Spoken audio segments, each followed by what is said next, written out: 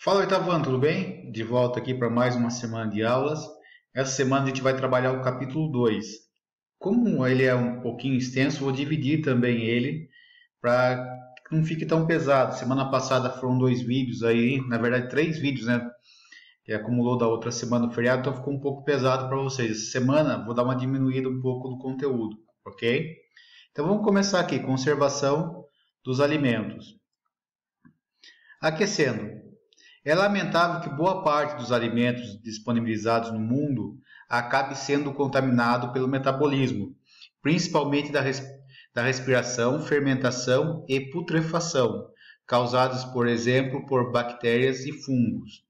Então, grifem aqui para mim já esse primeiro parágrafo aqui, ó, que é quando a gente perde o alimento, ou seja, ele acaba estragando, ele acaba ficando contaminado, não serve mais para o consumo.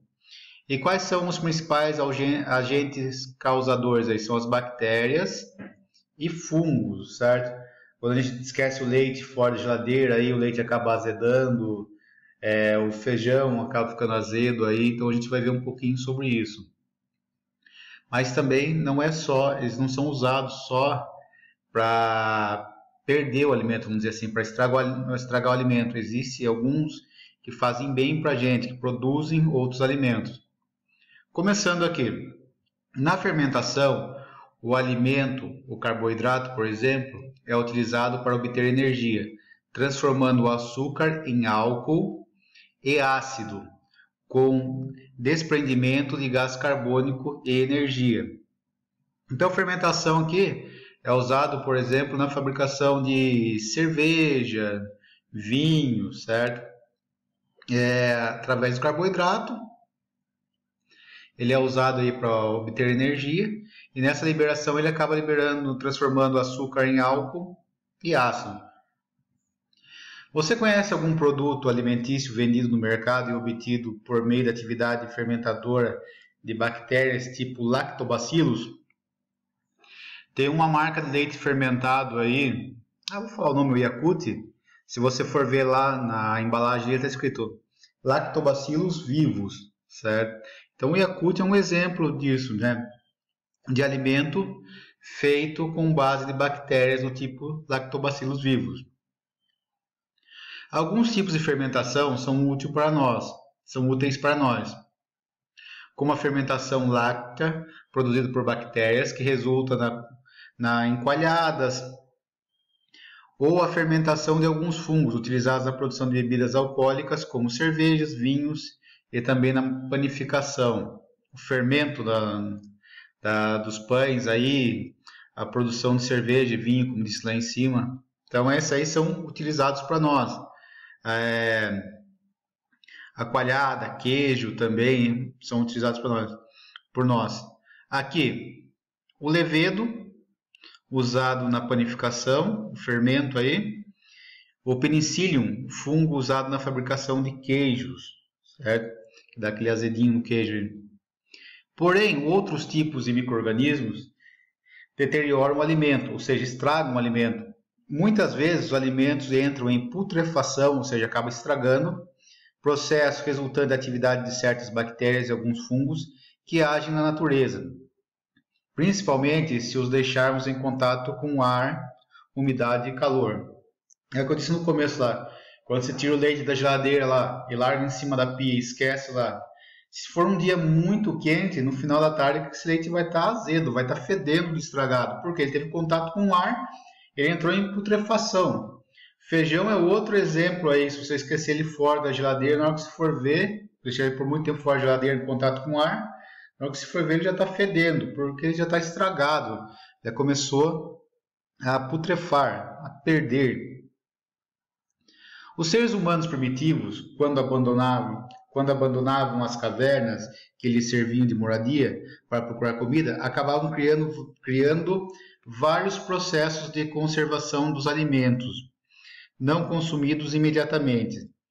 Certos pontos da Terra, o inverno rigoroso deve ter impedido a procura de alimentos, e as pessoas obtinham sustento dos alimentos armazenados. Porém, há milhares e milhares de anos, como manter um estoque de alimentos sem que estragasse? Não tinha geladeira, não tinha freezer, né? Então eles tinham que se virar nos 30 para conservar o que ele tinha. Porque imagina um inverno rigoroso, você vai sair para caçar, você vai caçar o quê? Então, você tinha que contar com o que você tinha na época, né? Você tinha caçado, você tinha que conservar. Mas conservar onde? Isso que a gente vai ver daqui a pouco. O próprio clima do inverno, com a neve das montanhas e dos altos picos gelados, ajudou ainda mais a conservação dos alimentos naquelas moradias primitivas. Além de, em outras latitudes, os humanos utilizarem outros processos para conservar os alimentos, como secagem, adição de sal, evaporação de salmoura, água salgada, defumação, etc. Aqui a gente vai ver daqui a pouquinho cada um desses processos aqui. Secagem, a salmoura, aí, a defumação. Aqui, pesquise como eram os processos de conservação dos alimentos citados no parágrafo anterior. Você conhece outros processos similares ou alguma técnica moderna de conservação? Então vocês vão pesquisar aí depois com mais tempo e vão responder aqui. Continuando. Não há documentos ou registros que possam determinar quando e como foi descoberto ou desenvolvido cada processo de conservação dos alimentos. Todavia, velhas ou novas, hoje são empregadas diversas técnicas de conservação dos alimentos que fornecem energia para os seres humanos. Ou seja, de alguma forma tinha que guardar esse alimento, né? Não tem assim, em tal época inventaram a salmoura, fizeram a carne de sol, por exemplo, muito usada aí no sertão, pelos sertanejos que faziam as viagens aí. Tal época foi descoberta a defumação. Não, eles iam se virando conforme a necessidade deles. Técnicas de conservação. Redução em temperatura, que é o que a gente usa na casa da gente, aí na geladeira, por exemplo, né? Conservar os alimentos em geladeiras ou freezer significa mantê-los em temperaturas tão baixas que as bactérias e fungos não conseguem ativar seu metabolismo. Isso é, as células não funcionam.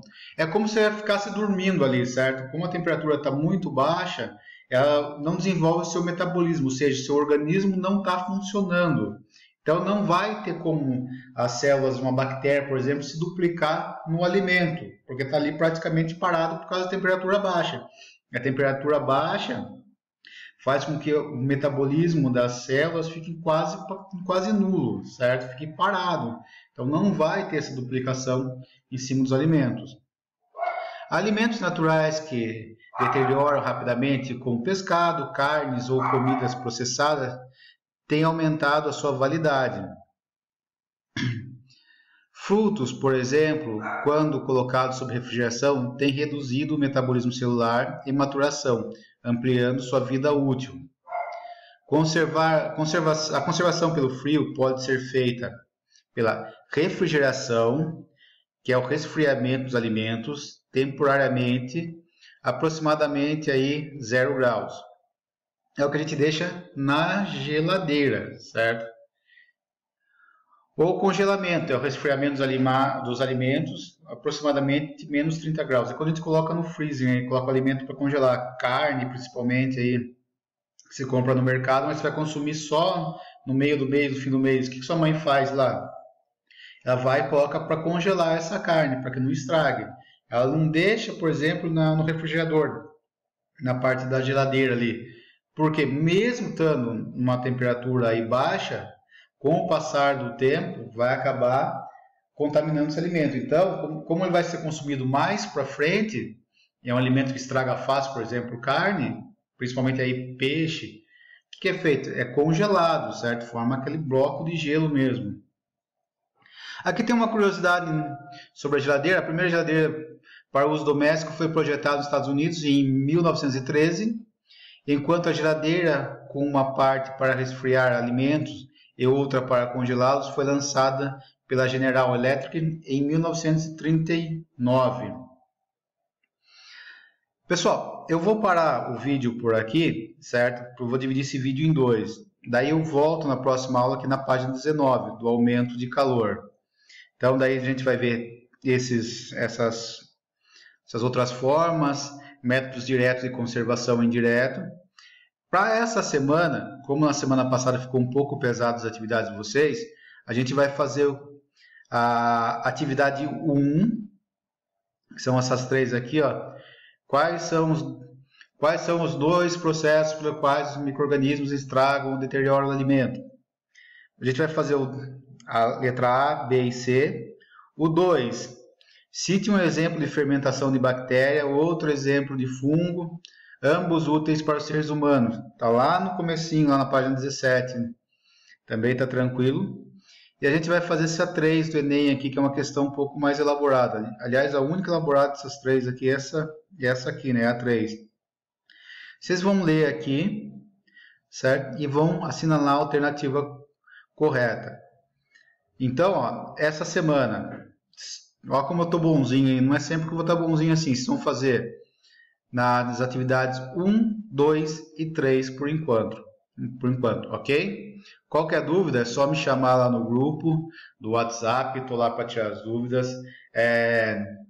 Se tiver alguma coisa que não entendeu, se quiser que eu explique, estou lá justamente para isso. Ok, pessoal? Essa foi a aula de hoje e até a próxima.